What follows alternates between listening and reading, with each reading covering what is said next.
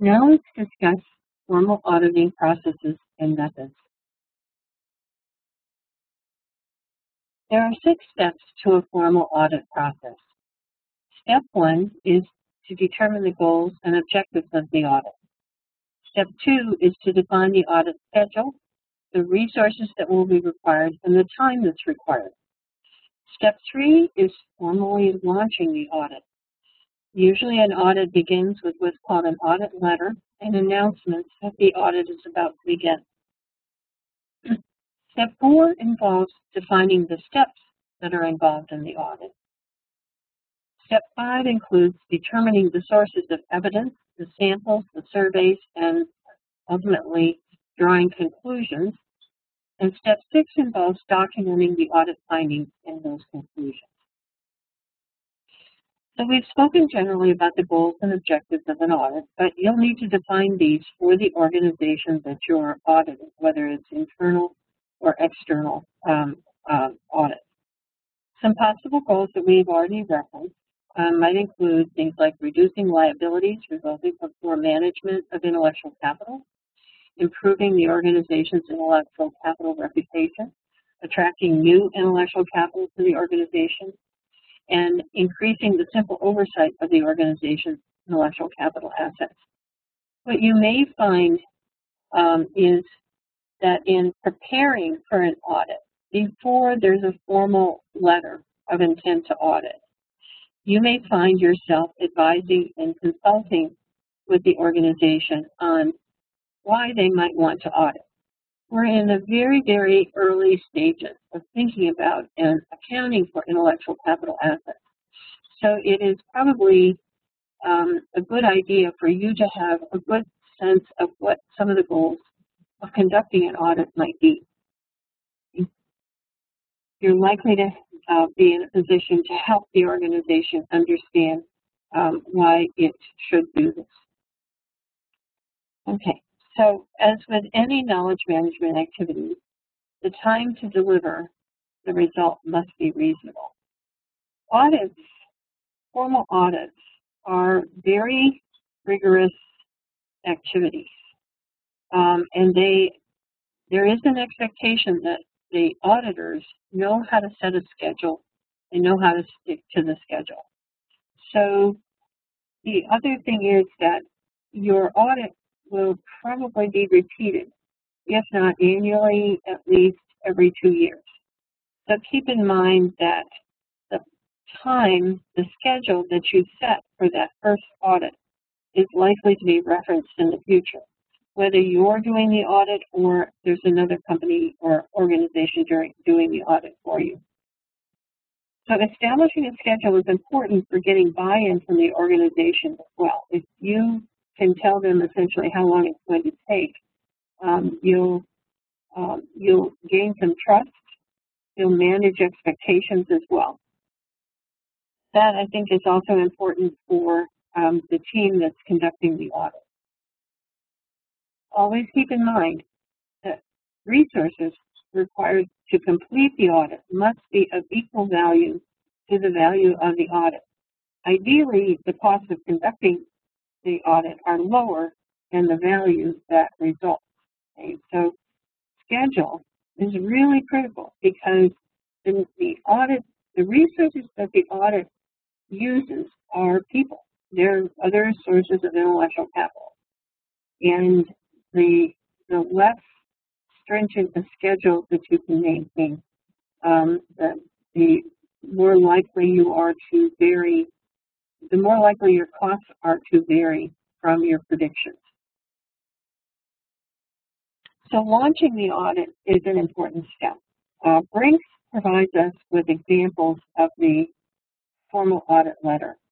Whether your audit is being conducted internally by an internal unit or an external unit, an external organization, you should handle it as a formal activity. Okay? Remember that we want our audit statements, our audit reports, to be of equal value to the statements that are generated by the audits of physical and financial resources. So the audit letter is an important organizational record.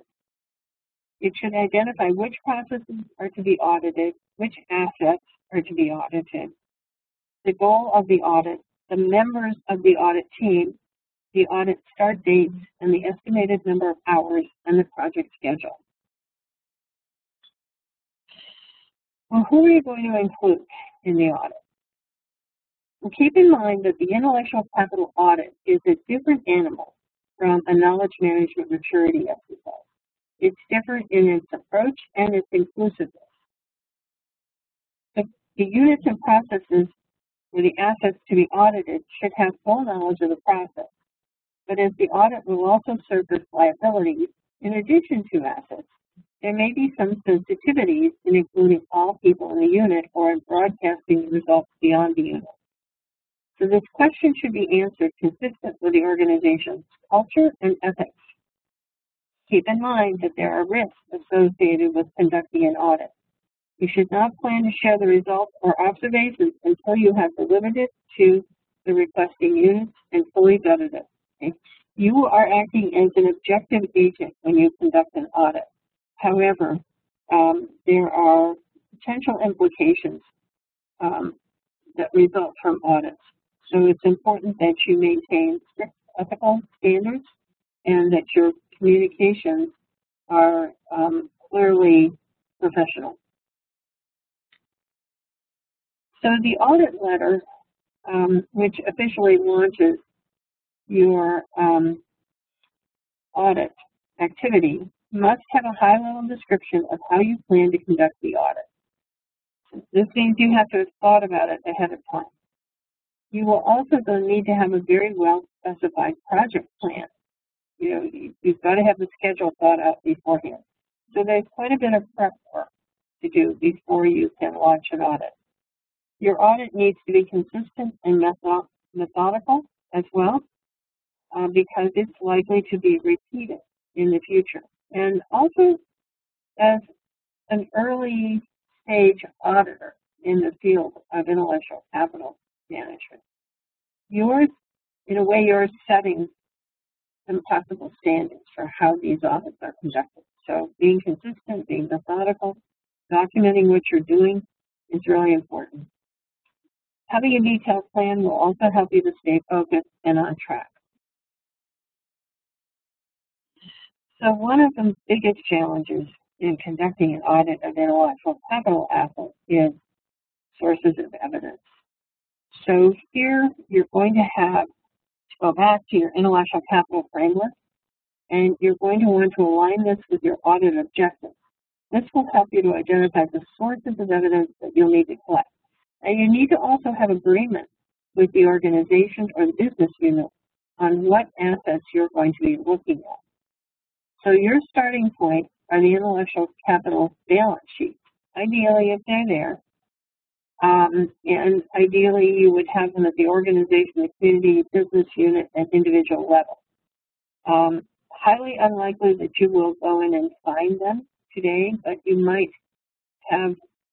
be able to put together some proximity of what those are.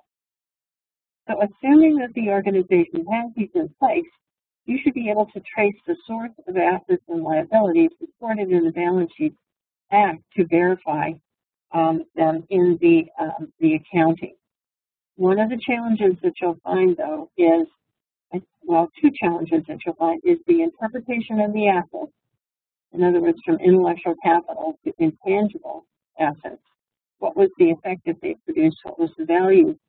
And my guess is that we're going to have a challenge identifying full records of liabilities, that this is going to take some interviewing, some conversations, or you may find sources of evidence in communications or project reports at the organization. So if there is not a balance sheet, you'll need to qualify the scope and coverage of your audit. Limit it to what is available to work from.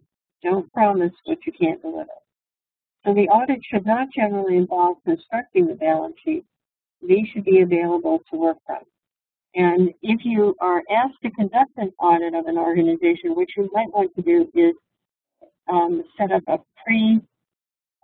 pre-project. or preparatory step, which is to put those balance sheets in place, and then bring in another component of your organization or your team to actually conduct the audit. Audits generally rely on samples and surveys or field observations to verify the entries on the balance sheet. It will not be possible to audit all the transactions or activities that the organization has performed. So you have to decide which kinds of assets are the most important or which kinds of transactions you're going to audit. And you're going to have to do some sampling. You will not likely be able to, you won't have the time to find and account for all of the assets or to surface all of the liabilities. So you want to select the items for your sample based on the goals of your audit. What are you trying to learn? What are you trying to accomplish? What kinds of evidence and how much of it do you need in order to validate your observations and findings?